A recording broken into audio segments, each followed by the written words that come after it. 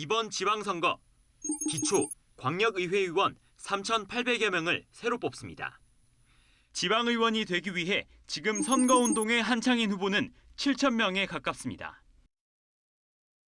그런데 이들의 전과 기록을 보면 너무 많이 눈에 띄어서 자격 요건이 아닌가 싶을 정도의 것이 있습니다. 바로 음주운전입니다.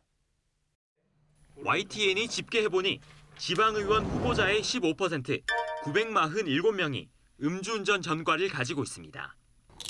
한 번이 아니라 2번, 3번, 상습 음주운전도 적지 않습니다. 이외에도 음주 측정 거부, 무면허 등 도로 위의 범법 행위가 상당수입니다. 거대 양당은 공천 기준의 음주운전을 부적격으로 못 받고 있습니다.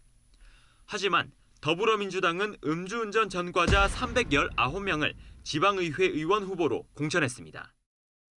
국민의힘이라고 다르지 않아서 음주운전 전과자 380명을 공천했습니다. 정당 공천받아 출마한 음주운전 최다 전과자를 직접 만났습니다. 1999년부터 2016년까지 음주운전 4건, 음주 측정 거부 2건, 무면허 운전 4건. 제가 38살쯤 됐죠. 그때 이제 부도가 났어요. 80쯤 되는 것 같아요. 그래서 보면 음주도 있고 그때는 사실 인생을 다 내려놓은 상태다 보니까. 지역에서 사업을 했던 그는 지난 7회 선거에서 군의원이 됐습니다. 그때는 무소속이었는데 이번에는 유력 정당의 후보입니다.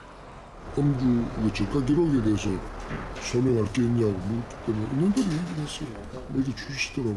그래서 또 열심히 하고 있습니다.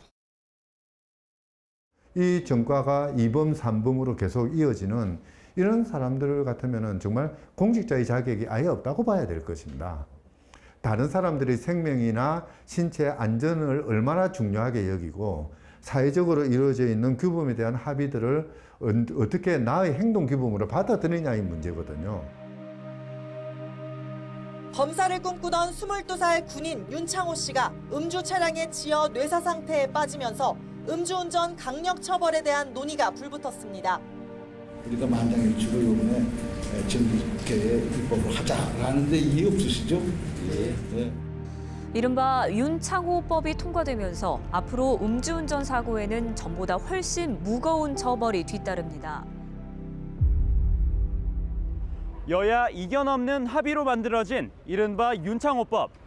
일부 위헌 결정이 나긴 했지만 음주운전은 살인이라는 공감대 속에 이번 지방선거를 앞두고 거대 양당은 이렇게 다짐했습니다.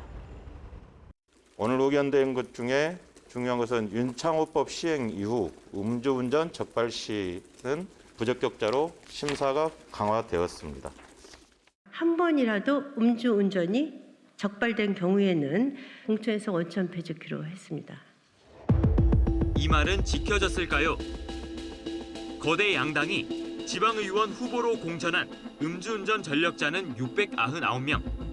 이 가운데 윤창호법 시행 이후 음주운전 전과를 기록한 후보는 더불어민주당 2명, 국민의힘 11명입니다.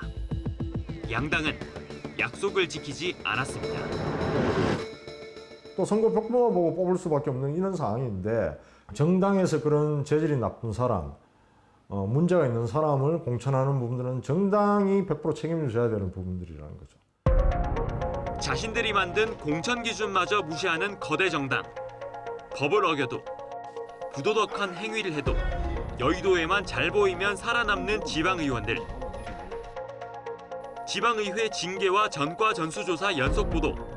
내일은 마지막으로 선거라는 민주주의의 작동 원리를 망가뜨리는 무투표 당선 문제를 분석하고 풀뿌리 민주주의를 되살릴 대안을 제시합니다. YTN 박희재입니다.